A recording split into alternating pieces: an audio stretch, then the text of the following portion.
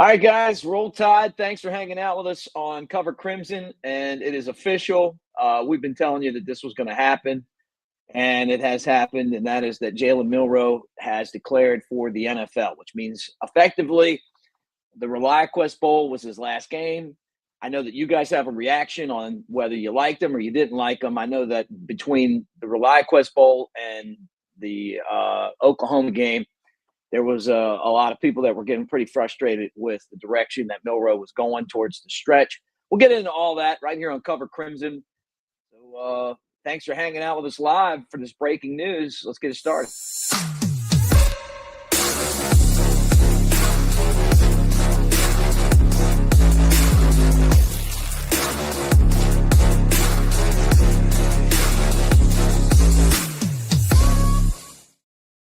All right, there he is, Clint Lamb, Mick Gillispie here, coming at you on vacation. But Clint, it's up, like I saw the bat symbol, it came up, and I was like, okay, you know what? Let's get it. We got to talk about this Jalen Milroe leaving Alabama. So there's so many different directions that this can go.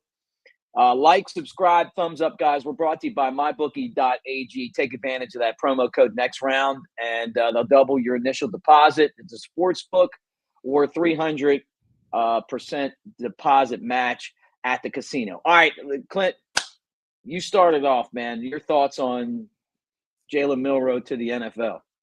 I think for the I feel I have different feelings on it, man. First of all, I think it was the right move for Jalen. I think him coming back to Alabama, things just kind of run their course. For whatever reason, he had 3 offensive coordinators. None of them could really figure out how to get the kind of consistency that you need out of him.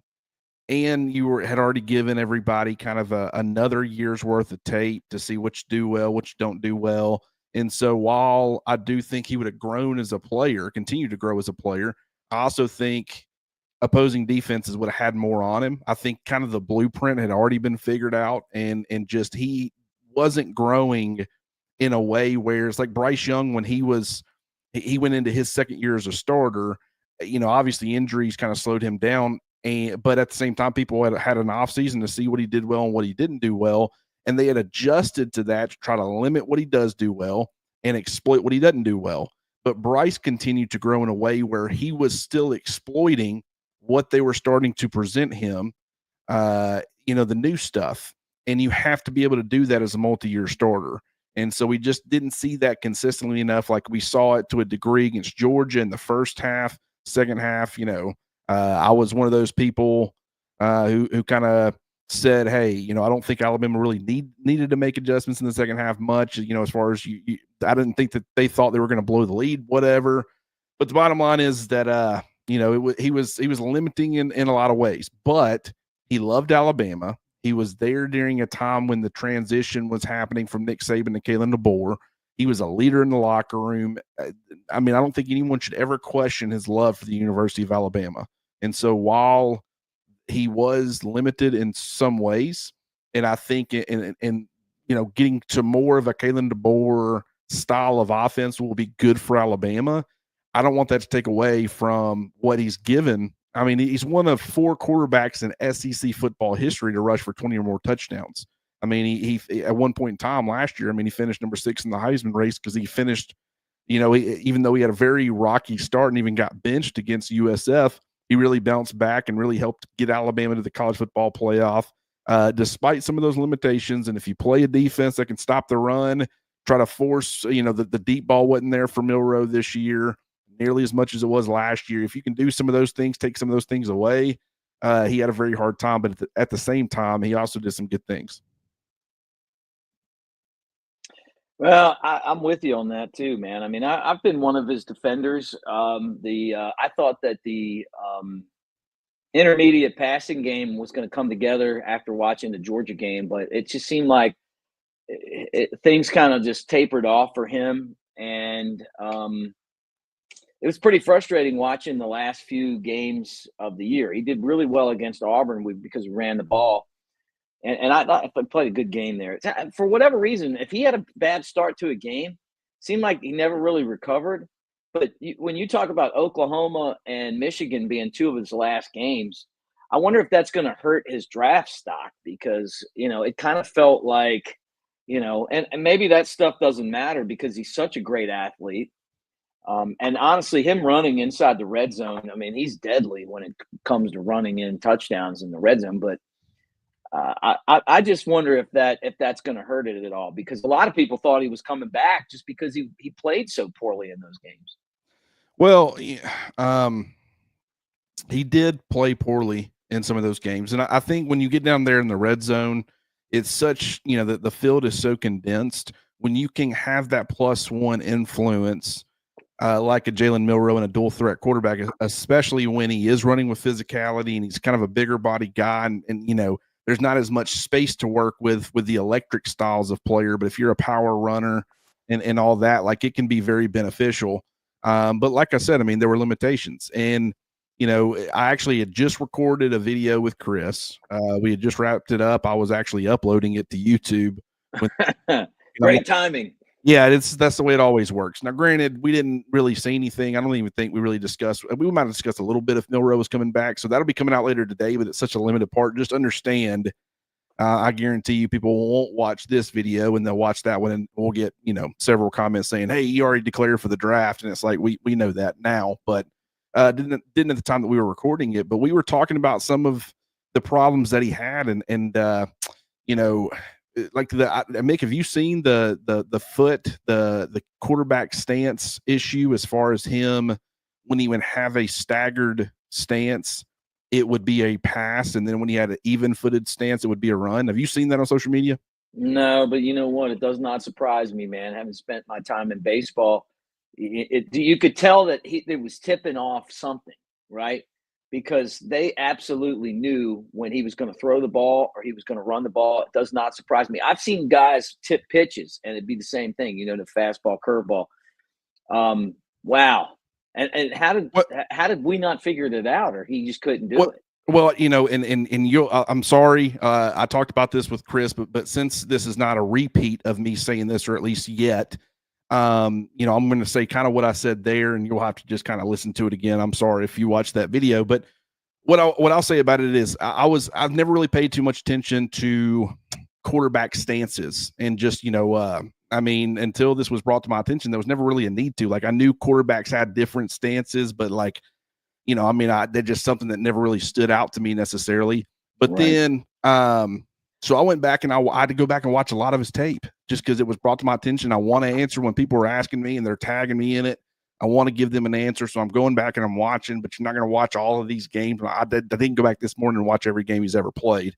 But I started off with the Texas A&M game 2 years ago when he was the starter. Yeah, breaking down film. Yeah, I mean, because I do want to – if you ask me a question, I'm going to do whatever I can to answer it.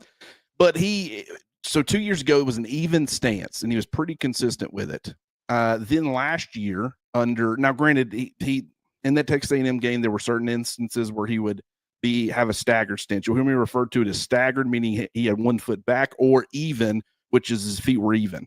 That's just how I refer to it. I think other people were, offset and different terminology, parallel.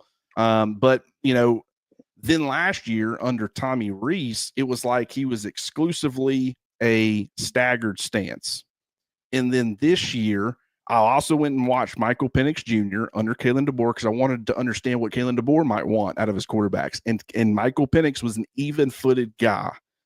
And so this year, I noticed when I go back and watch that, especially early in the year, Jalen Milroe was exclusively an even split guy. Now, there were certain games, I watched the Georgia game, always even split. But then as the season progressed in certain games, Tennessee, Auburn, Oklahoma, obviously Michigan, which is why we're all talking about this, it would seem like over the course of the game, he would never start off this way. This was never the plan. I think he was coached to be an even-footed guy. But he would start to, maybe as he's thinking about a lot, having to read the defense, do this, do that, I guess he was more comfortable in a staggered stance. So when he knew he was going to have to be processing information and doing all that as far as reading coverages, it was like he would not be thinking about his stance as much, and he'd go natural. The natural would be staggered. But when it was a run play and he was like handing the football off, or maybe there's still some reading going on. You got some zone read stuff. He's about to take the ball. on a quarterback draw or QB power or QB counter or whatever, he would have his feet even. And so what started happening is you would pick it up, and I would say it was the guy who posted the original video said like 80%. I would venture to say it was much higher than that. Right. But it became at times, and the reason that he's probably saying 80% is because early on in games, that wasn't what Milroe was doing. He would do it throughout the course of a game, but you could start to figure out they're throwing the football or they're running the football based off of the stance that he had. That is not good. You're supposed to have people, and I guarantee you the coaches, I'll put it this way. One of the other problems, one of the other tells, and no one that I've seen is talking about this yet, but one of the other problems that Milroe had last year that I know last year's coaching staff talked to him about is when he would do this pre-snap, he would be in a praying hand thing. It meant that he was going to be throwing the football. If it was just a simple clap, it meant Alabama was going to be running the football. And I know that the coaching staff not only talked to him about the stance, but they talked to him about his hands too. And you're telling the defense what we're going to be doing based off of that. So, and it's not, these are things, it's like quarterback's trying to process a lot of information. Right. I don't necessarily, he was a first-year starter. This year, second-year starter. Fans are going to be frustrated with that. He's not the only one. I mean, you look at Quinn Ewers. I went and watched because I didn't want it just to be, okay, is this a Jalen Milroe problem or is this a quarterback problem? So I'm going back. I'm watching Carson Beck. I'm watching Nico Iamaleava. Like I said, I watched Michael Penix Jr. Right. I watched Peyton Thorne. Peyton Thorne is exclusively a staggered stance. Carson Beck is exclusively a staggered stance. Michael Penix Jr., even. Nico Iamaleava, pretty much. I mean, it's even at all times. Mac Jones, I know what Mac Jones was a much different style than Jalen. Right. Steve Sarkisian, let me go look at him. Went and watched that 2021 national championship game against Ohio State, from the 2020 season. And he would switch it up, which I found interesting, but it was he was pretty much an even-footed guy for the most part. Certain obvious passing situations is 3rd and 9. He would go staggered a little bit. But what I also noticed that he did is there were times where it would be more of an obvious passing situation. Maybe it was a 3rd and 6 or a 3rd and 5. And he would go with a staggered stance, which might tell a defense you're throwing the football, and then he'd hand the football off. So it was almost like he was trying to throw defenses off with his stance a little bit, and he would switch it up. So you could get absolutely nothing out of him. In fact, I think he was purposefully in some ways manipulating that to try to, give himself and the offense an advantage. I don't know that definitively. I'm just telling you what I saw. With Milroe, I do think that he was actually doing a little bit too much as far as tipping what Alabama was going to be doing. And it wasn't just him. We've heard about Caden Proctor doing some things last year that was tipping the defense. This has kind of been a problem the last couple of years, and coaches are aware of this, and they're really trying to coach this out of guys. But, I mean, it can be a problem for you. Well, yeah. I mean, look, if they know you're going to run or pass, and then the games that he struggled in, especially 2 of the last 3, they were just so bad. I mean, there were times where you look at him and you put a video out, and I agree with you.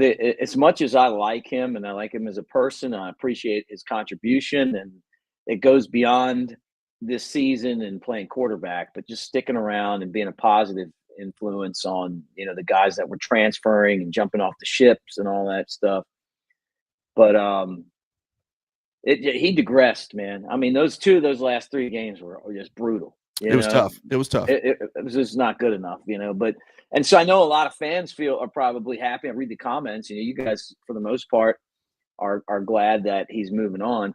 Did you buy into? Some people were reporting that he was shopping for an NIL deal to stay in college. It wasn't going to be at Alabama, and I've been told for a while now that he wasn't coming back. I've said that over and over again.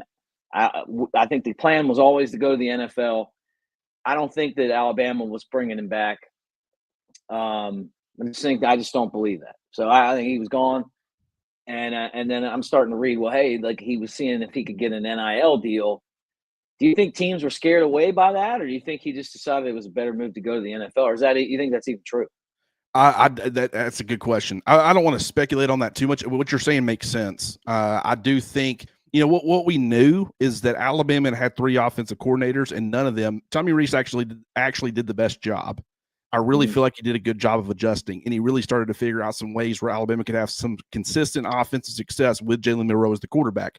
Here's the thing, though. Because of some of those limitations, when you're playing certain defenses, it doesn't matter what you got as an offense coordinator. It's just not going to work because quarterback run is such a massive part of what he does well.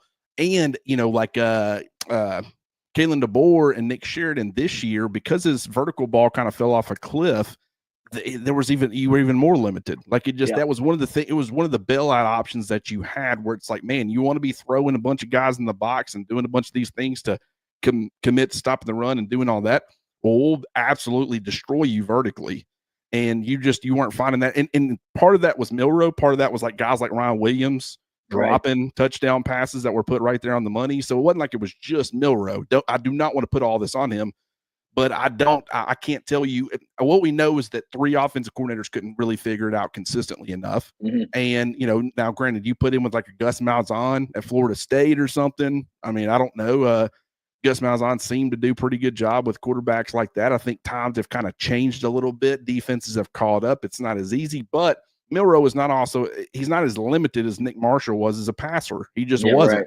So, I mean, I do think like maybe you could have had some success in that style with that, Malzahn's got plenty of experience with that style of player. So that's a tough thing to say. But one thing that Josh Miller did ask is, I don't understand why you don't teach the same pre-snap stance no matter what play is called. They are absolutely taught that 100%. I know beyond a shadow of a doubt.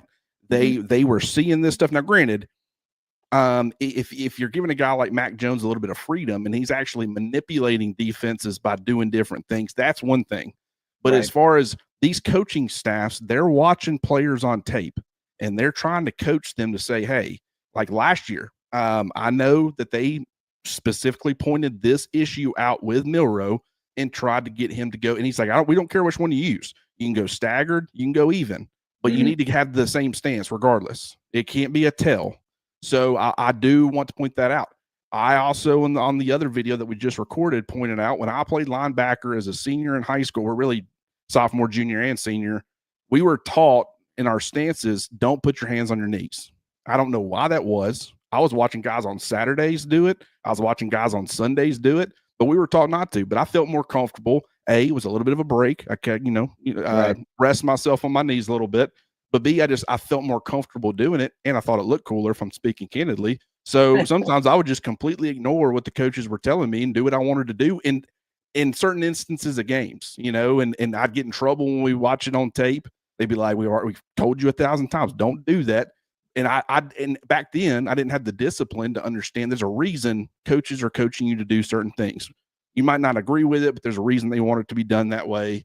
I don't know if Milroe was just, through subconsciously getting into some of these situations. He's thinking about a lot. He starts not paying attention to some of the details. I don't know if it was that or if it was just him saying, hey, I feel more comfortable doing this in this, particular situation. I understand, when you got a staggered foot, it can help you getting in your drops faster, doing all that, but it can also be a huge tell. Chuck keeps on throwing up he wasn't happy about the ice cream truck. And I'll tell you what, when they play like that, I don't blame you, man. Milkshakes, ice cream truck, but you're making me laugh every time I see that. I love the comments, but let me say this, and I'm gonna be honest with you guys, okay? Yeah, his season, the way that the season ended for him stunk, and the performances against Oklahoma and Michigan weren't acceptable. It wasn't up to the standard that he had, and it wasn't up to our standard. It cost us the season. But you know what? He's leaving. And, we wish him the best, man. I mean, like, think about this. A guy that played at Alabama and stuck through all of that. You wish him the best, and then you move on. What would you have thought, for those of you guys that keep banging on him in the comments, if he had come back? So just be glad that he's going to the NFL and maybe get a chance there. And then we've got to figure out who the next quarterback's going to be. And it's scary because you just don't know. Clint, just looking at that loss to Michigan and Oklahoma, as much as I like Coach DeBoer, I got a lot of questions about where we're going as a program. And I hope that he answers them the right way. Discipline or lack thereof has been no issue for Alabama for most of Saban's career, right? And then you kind of felt it slipping a little bit. And then this year, these guys just didn't feel like Alabama football against Michigan. It didn't feel like against Oklahoma. How do you get back to that? And who's going to be the next signal caller? Yeah, I mean, here's the thing. I personally believe in Ty Simpson. I've been vocal about that. I'll continue to be vocal about that. But I don't think, I'm not locked into Ty and thinking, oh, you got to start him no matter what. Like, I think Keelan Russell is plenty talented enough to get on campus, prove that he is college ready and he can handle the job. And let's be honest, his ceiling. I love Ty Simpson. I think he's going to be a really good player for Alabama. I mean, he's a former 5-star recruit. I mean, obviously he's got a pretty good ceiling if things really click for him, and him sitting for multiple years ends up helping him. But he doesn't offer the ceiling that Keelan Russell does. So if Keelan proves to handle the mental side of things and he picks up on the nuances of playing quarterback for Kalen DeBoer, and there's a comfort level there and you can trust him. I mean, thinking that he's going to be able to step up and become the starter, I don't think that's an absurd thing at all. But this also goes for Austin Mack. Ty Simpson, compared to Austin Mack, it's like two very different styles of player, but Austin Mack's got a really high ceiling too. So when I say that I'm very pro Ty Simpson and I think he's going to be the starter, he should be the assumed starter. This is not a knock on Keelan Russell or anybody else. And if I end up being wrong on that and Keelan Russell comes in and he just is incredible, or Austin Mack really develops and he takes over as the starter, you're not going to see me copping and be like, I'm shocked. I wouldn't be surprised at all. They're all really good players. Yeah, Buck with a good point, man. I mean, he had 3 years to beat out Milroe, and we knew Milroe's limitations, and he couldn't do it. Now I'm hoping that he grows into this job, but could Austin Mack or Keelan Russell come in and I'm sure I think the chances of Russell being the starting quarterback are around 3%. I mean, I think he has really small chance this first year, but you never know, right? I mean, if the job's open, wouldn't you think? I mean, I even put like percentages on. I don't remember exactly what they were, and they might end up, if you were to go back and find them again, maybe I feel a little differently now, and the percentage have changed. But I would say like 51% chance it's Ty Simpson. I'd probably put like in the there's 49% left. 30% Keelan Russell, 14% Austin Mack. I mean, or whatever's left. I don't even know. Right. But like, point is that I think that Simpson is a very slight majority favorite because of the experience. And I understand what Buck's saying. I mean, he's not wrong. I will say Nick Saban was very vocal that Ty just wasn't ready. Everybody just assumed he was talking about cake in the oven and all that stuff when he was referring to Jalen Milroe. He was talking mostly about Ty Simpson. I mean, Jalen Milroe had kind of been in the system long enough. He still had some growing to do too, some cooking to do, sitting there in the oven as well. But it's like Ty Simpson was not ready last year. And then when you're Kalen DeBoer and Milroe had been the starter, it's like it is real tough for a player to step up and you've got to be way better to take Jalen Hurts' job. And he still, even though he came in at the end of that national championship game and helped win it for Alabama, it was still a quarterback battle. So it wasn't like it was, this is Tua's job now. Tua still had to battle all throughout the offseason, get into the next year. You're playing Louisville. Nick Saban's going off on Maria Taylor because she's asking about the quarterbacks and all that stuff, post game. And just like it. So my point is that when you were in Jalen Milroe's position as the returning starter, you would have had to have just done incredible things if you're Ty Simpson to be able to supplant him as a starter. So, and he didn't do that, but that doesn't necessarily mean, it wasn't like they were on an even playing field this year and Ty Simpson wasn't able to beat him out. Jalen Milroe had a astronomical advantage, and so that didn't, that's not really, I understand why he's saying it. Don't really think it necessarily plays this year. Last year it did, but Ty Simpson clearly wasn't ready. So, I don't think the coaching staff thought either one of them were ready though, because they tried to bring in Tyler Buckner and, provide competition from that standpoint. So it wasn't just Ty, but I think that NFL team is going to love Jalen Milroe because of the skill set. Will they love him in the first round? I don't know. I've brought up Desmond Ridder. That's a guy who people thought could go in the first round, fell to the third. Malik Willis, kind of similar to Jalen in a lot of ways. He's not as tall, but just from the processing and all that, there were question marks, but he's got a rocket for an arm, had the mobility and all that stuff. And, everybody thought this guy could maybe even be the number 1 overall pick. Definitely going to be, a first rounder, falls to the third round. Will Levis, top 10 pick is what everybody was projecting, maybe top 5, falls to the second round. The same team that drafted Malik Willis the year before in the third round, by the way. And so, even though Jalen Milroe currently is being projected as a first-round pick, it is possible that he goes there. The tools are there. Anthony Richardson went up there, but it's also possible he can kind of be like one of those other guys, and he falls to sometime on day 2. That wouldn't be overly shocking. Like maybe get the Jalen Hurts treatment. But either way, I think it would probably actually be better if he fell to maybe mid, to late second round or something, maybe, not early third. If you're going to go in the third, go late third, but end up in a better situation where you can sit, develop, be with the competent franchise. I think that would be the best thing for him long term. Yeah. And here's a good point. Lank is dead. Both guys are going to be in the NFL now. I don't know if it's dead, but the creators of Lank are gone. Okay. So I think he's going to be drafted in the first round. Part of it's the position, but when he gets out there and they do all that skills competition stuff, man, he's going to look amazing. I mean, like you talk about, like, the guy looks like an action figure. He's a really good person. Like, when you're around him, he's a nice guy. He's a likable guy. I think he'll win people over with his work ethic. And he's got a great skill set, other than being able to process. And obviously there's just a lot of technical issues that Bama was never really able to work out with him.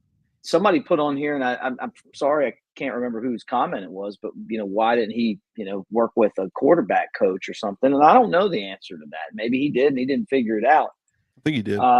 But I mean, at the next level, it's on you, man. They pay you to do that. There's no classes to blow off. I mean, it's just football all the time. So I think he'll end up in the first round somewhere. I guess my last question is, to you. And by the way, guys, covercrimson.com. Clint does an amazing job on there, breaking all of this stuff down, posting on there, commenting. We get on there and comment and cut it up with you guys as well.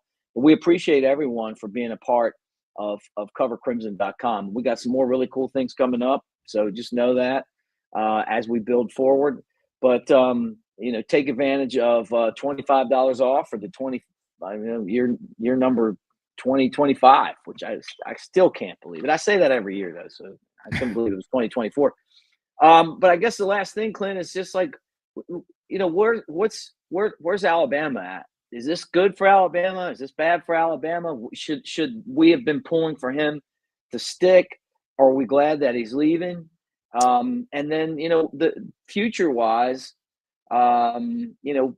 what's next? Man, it's tough to say. I think it was time for Milroe to move on. I just think that everything had run its course. Doesn't mean that you can't appreciate what the guy did. And I do think that he helped Alabama win a lot of football games. Do I think he contributed to some of the losses? Yes. Do I think that other guys would have, done any better? I don't know. We will never know. But it is what it is. The guy put his best effort, and you got to commend him for that. You got to appreciate it. He loves Alabama, and I think he deserves, a lot of love from the fan base as well. But do I think that Alabama next year for 2025, or this year, I guess now, will be better for this? I don't know that I would describe it as better. Even I feel like that's a kind of an unfair way to put it.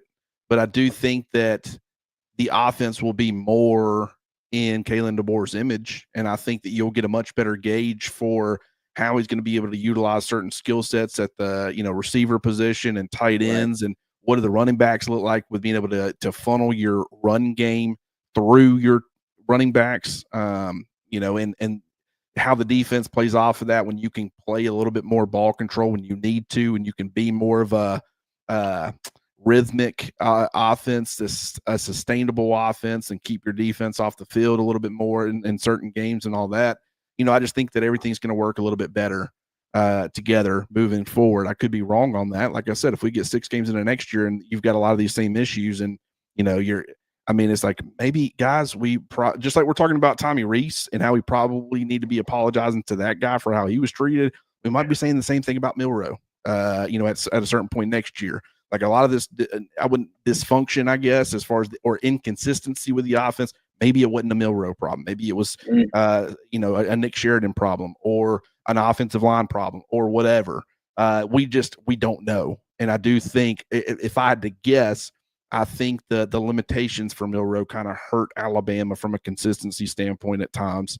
And I think, I think that they'll be probably a little bit better next year as a result of being able to get more of that consistency. Yeah, I don't think it's going to be a Sheridan problem. I think it'll be a Milroe problem, but I still like Milroe. We'll see, Clint. That's just the way I feel about it. Guys, thank you for being here. And again, 300% deposit bonus for the casino and 50 free spins when using the code next round, or 50% sign up bonus for the sports book. Take advantage of that. They make this possible. Any final thoughts, Clint? No, time to go watch Georgia and Notre Dame. Game. Yeah, into the game. Hey, one thing I do want to say is thoughts and prayers for our country, and also obviously for the terrorist attack in New Orleans. Just an Alabama student died in that attack, an Auburn student died in that attack. It's really sad and shameful and disgusting. And I know that he was I guess a pledge at one of the fraternities at Alabama and everything else, man. My heart goes out to his family right now dealing with this. And I know all you guys agree with that too. So thank you for being here. Like, subscribe, thumbs up. Thank you again for jumping on with us with no notice. But that's why you got to hit the bell. So when Clint's got something to say, you need to jump on there and listen so he can break it down for you. All right, we'll talk to you guys again soon. Roll Tide.